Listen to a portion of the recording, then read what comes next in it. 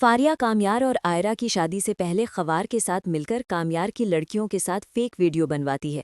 उसका मकसद सिर्फ एक होता है, आयरा को कामयार से दूर कर देना। फारिया जानती होती है कि अगर ये शादी हो गई तो उसकी जिंदगी में कामयार का नाम हमेशा के लिए खत्म हो जाएगा। अगले दिन कामयार और आयरा का निकाह होता है। घर में मेहमान जमा होते हैं। इश्तियाक मौलवी साहब को ले आता है। आयरा दुल्हन के लिबास में तैयार होकर फलक उसे ला रही होती है। इसी दौरान आयरा के मोबाइल पर एक अननोन नंबर से वीडियो आती है। जब आयरा वो वीडियो देखती है उसके हाथ कांप जाते हैं।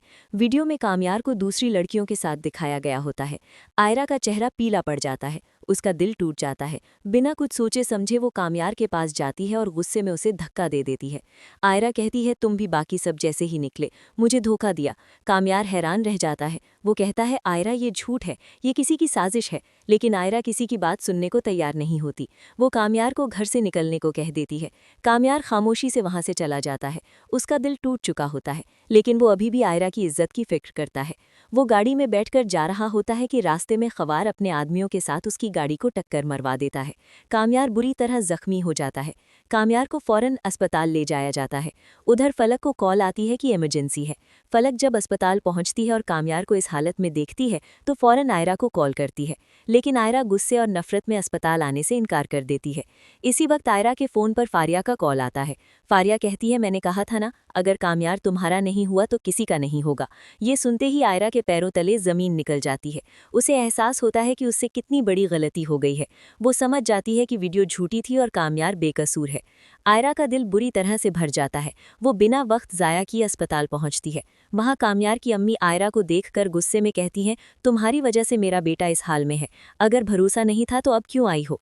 आयरा शर्मिंदा होती है। उसके पास कहने को कुछ नहीं होता। इसी दौरान कामयार को होश आ जाता है। वो कमज़ोर आवाज़ में आयरा का नाम लेता है। आयरा फ़ौरन उसके पास जाती है, उसका हाथ पकड़ लेती है और रोती हुई कहती है, मुझसे बहुत बड़ी गलती हो गई, मुझे तुम पर भरोसा करना चाहिए था। कामयार उसका हाथ मजबूती से पकड़कर कहता है, अगर तुम आज नहीं आती तो शायद मैं जिंदा भी ना होता। उधर सुहेल ने पुलिस में रिपोर्ट कर दी होती है। पुलिस इन्वेस्टिगेशन में ये बात सामने आ जाती है कि कामयार के एक्सीडेंट के पीछे फारिया और खवार का हाथ था। कुछ ही दिनों में दोनों को गिरफ्तार कर लिया जाता है। कामयार धीरे धीरे ठीक होने लगता है। जब वो बिल्कुल संभल जाता है तो वो मौलवी साहब को साथ लेकर आयरा के घर जाता है। इरफान साहब और इश्तियाक कार सब कुछ जान चुके होते हैं। इरफान साहब को अपनी गलती का एहसास होता है। वो कहते हैं, कामयाब, तुमने साबित कर दिया कि तुम आयरा के लिए सही हो। आयरा को फलक लेकर आती है। आयरा की आंखों में आंसू और चेहरे पर सच्ची मोहब्बत होती है। मौलवी साहब निकाह पढ़ाते हैं। मौलवी साहब पूछते हैं, आयरा बिनते इरफान, क्या आपको कामयार से निकाह कबूल है। आयरा भरी हुई आवाज़ में कहती है, कबूल है। फिर कामयार से पूछा जाता है और वो भी पूरे यकीन के साथ कहता है, कबूल है। निकाह के बाद कामयार आयरा को अपने घर ले आता है। कामयार की अम्मी पहले हैरान होती हैं, लेकिन जब कामयार सब सच बता देता है तो वो आयरा को गले लगा लेती है। कामयार के अब्बू और दादी भी दोनों को दुआ देते हैं।